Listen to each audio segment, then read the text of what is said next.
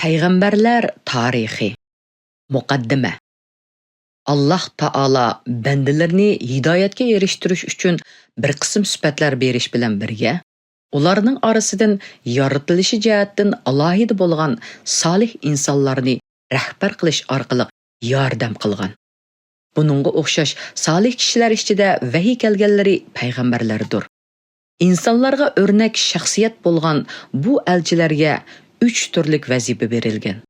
Birinchi, Allohning so'zini tabliq qilish. Ikkinchi, nafslarni tozalash. Uchinchi, kitob va hikmatni o'g'itish.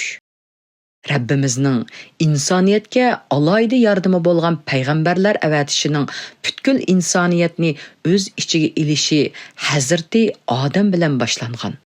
Odam alayhissalom tunji inson ham tunji payg'ambardir. Bu muborak hidoyat yo'li zanjirsimon shaklda 120 mingdan ortiq payg'ambar kelish orqali insonlarning taraqqiyotiga moslashgan holda eng oxirgi payg'ambar Muhammad alayhissalom bilan mukammallashib kamolatga yetgan. Qiyomatga qadar insoniyatga hidoyat rahbari bo'lgan va mo'jizalari bilan inkor qilguvchilarni ojiz qildirib, mu'minlarni hayron qoldirgan Qur'on Karim uning vositasi bilan butkul insoniyatga hadiya bo'lgan. Qur'on Karim insonlarni hidoyatga erishtirish orqali dunyo oxirat saodatini qo'lga keltirish uchun nozil qilingan. Qur'on Karim bu maqsadni amalga oshirishda nurg'un masalalar ustida to'xtaladi. Bo'libmi, o'tmishda o'tgan ummatlarning qissalarini bayon qilish orqali bu g'oyaga yetishni maqsad qiladi.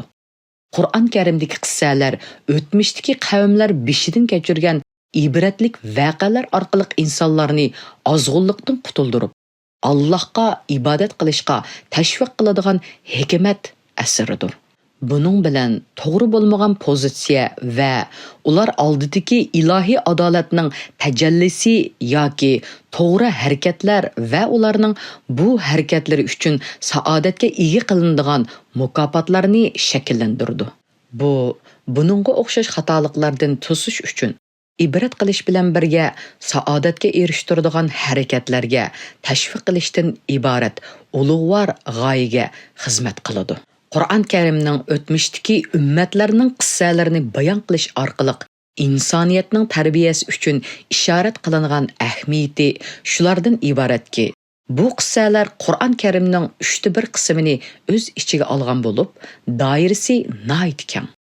Bu qissalarning ahamiyati va ulardan ibrat olish haqida Hazrati Mavlana mundaq deydi. Qur'on Karim payg'ambarlarning ahvol va sifatlaridir.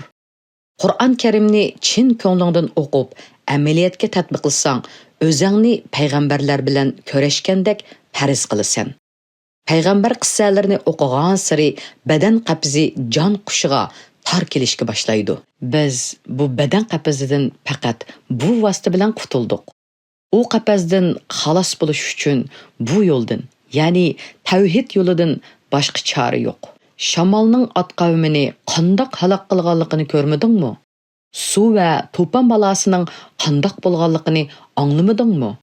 U kindingizning, ya'ni Qizil dengizning Fir'avnni qandoq halok qilganligi, Qorunning yerning ostiga qandoq patqanligi, Ababil qushlarining pil qo'shunini qandoq mag'lub qilganligi, Xudolik da'vosi qilgan Namrudning beshini kichik bir pashining qandoq yeganligi, Hazrati Lutning axloqsiz qavmining ustiga toshning qandoq yoqqanligi, ularning qorong'u va paskini suv ko'liga qandoq ko'milganligini bilmamsan?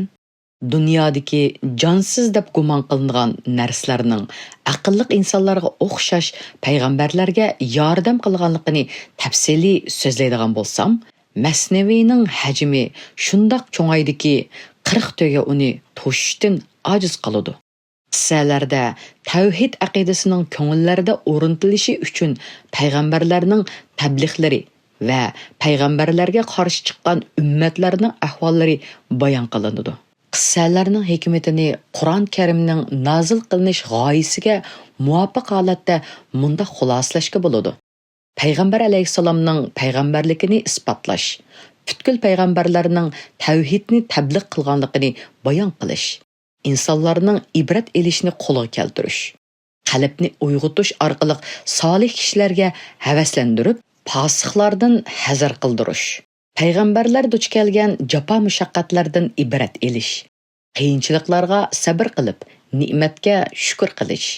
Bu kitob Allohning yordami bilan ojizona qo'lga elinib, payg'ambarlar kalendarining tunji yo'pirmig'idan oxirgi yo'pirmig'iga qadar Qur'on Karimda ismi aytilgan payg'ambarlar va ularning hayot sarguzashtisi bayon qilindi. Bu yerda farishtalarning sajda qilishga buyurilgan Odam alayhissalom, samoviy hayronlikning sirlarini to'shigan Idris alayhissalom, yer yuzini to'poni bilan kufrdan tozalagan Nuh alayhissalom, inkor yurtlarini bo'ron chopqin bilan ostin ustun qilayotgan Hud alayhissalom, azg'unliq uvullarini qattiq titirtib, yiltizidan quritib tashlagan Solih alayhissalom, Namrudning o'tini tavakkul, taslimiyati bilan bo'stonliqqa aylantirgan Ibrohim alayhissalom, ixlos, sadoqat, taslimiyati bilan obidilashgan, qiyomatga qadar haj ibodatida butkul ummatlarga qissasi xotirlangan Ismoil alayhissalom, avlodidan Bani Isroil payg'ambari kelgan Isoh alayhissalom, azg'unliq va axloqsizligi tufaylidan yerning ostiga patgan Sadum Gumraning qayg'uliq payg'ambari Lut alayhissalom, tavhid bayrog'ini sharqdan g'arbga lapildatgan Zulqarnayn alayhissalom, muhabbat hasrat bilan puchlangan va sabrda obidilashgan Yoqub alayhissalom, bir muddat qulluq, keyin yolg'izlik, g'ayriblik, jafo mushaqqat, nafs bilan kurash qilish orqali Misr va ko'ngillarga sulton bo'lib, nuri bilan oyning nurini xiralashtirgan Yusuf alayhissalom, ko'ngilni hayajonlantiradigan nutqi bilan Xatibul Anbiya deb atalgan Shuayb alayhissalom, zolim Fir'avnni Qizil dengiz sahilida halok qilgan mo'jizalik hassiga ega Musa alayhissalom, Musa alayhissalomning har zamon va har makonda yordamchisi bo'lgan solih inisi Harun alayhissalom, zikri bilan tog'ut tosh, vahshiy hayvonlarni mast qilgan Davud alayhissalom, podshohlik saltanatini ko'nglining sirtida elib yurgan Sulaymon alayhissalom, 100 yillik bir o'limdan keyin qayta tirildirilib, qiyomatdagi yangidan tirilishga misol bo'lgan Uzayr alayhissalom, cho'nqur tafakkuri bilan sabrning bilak teshi bo'lgan Ayyub alayhissalom, qattiq hayajonda istig'for aytib, duo va zikrning lazzatida qorong'ulikdan yo'riqlikqa chiqqan Yunus alayhissalom, keyindan Ilyosga salom bo'lsin, xitobi bilan ilohiy iltifotga erishgan Ilyos alayhissalom, olamlarga ustun qilingan Aliyasa alayhissalom, ilohiy harakatga g'irq qilingan solih payg'ambar Zulkifl alayhissalom, hikmat, nasihatlari bilan tillarga daston bo'lgan zohiriy va botiniy hikmatlarning piri Luqman Hakim alayhissalom, yog'och charisi bilan ikkiga parchalangan ahvoldimi demay, tavakkul, taslimiyatini muhofazat qilgan mazlum payg'ambar Zakariya alayhissalom, dadasiga o'xshash o'limini shahidlik bilan qarshi olgan Yahyo alayhissalom, Faruq sufiti, nafs tazkiyasi, ya'ni tozlash bo'lgan duo va yolvurishi bilan kasallarni saqaytib, o'likni tirildirgan samoviy Isa alayhissalom. Xulos qilsak, butkul payg'ambarlar bilan ularning ummatlarining beshidan o'tgan voqealar davrimiz insonlarining ruhiy tushkunligini davolab, nurlantirishga mador bo'lg'idek hikmat uchqunlarini naql qilishga g'ayrat qildik. Buning bilan birga ularning kayni-kayindan zanjirsimon holatda birar mubashshirlar, ya'ni xushxabarchilar o'miki bo'lgan holatda bir hidoyat uchqunining iqishi bilan olamlarga rahmat bo'lib avatilgan payg'ambar zanjirining kamolat nuqtasi, yoritilish siri, mavjudiyat nuri, Muhammad Mustafa sallallohu alayhi va sallamning kelishiga zimin tayyorlash bilan mas'ul bo'lganligini kuch-qudratimizning yetishicha taqdim qilishga tirishdik. Payg'ambarlar tarixi nomliq bu kitobimiz ko'pchilikning talabiga asosan kengaytirilib, dalil isbotli holatga keltirildi. Bu jihatda hassiz qo'shgan akademik qarindoshlarimga rahmat aytib, bu xizmatlarning sadiqa joriya bo'lishini Rabbimdan tilayman. Saviyimizning chekligi tufaylidan kitobda har turli xatoliklar bo'lishi mumkin. Kitoblarning kechirilishini umid qilib, Rabbimning cheksiz marhamatiga sig'inaman. Tavfiq yagona Allohdandir. Osman Nuri Topbash.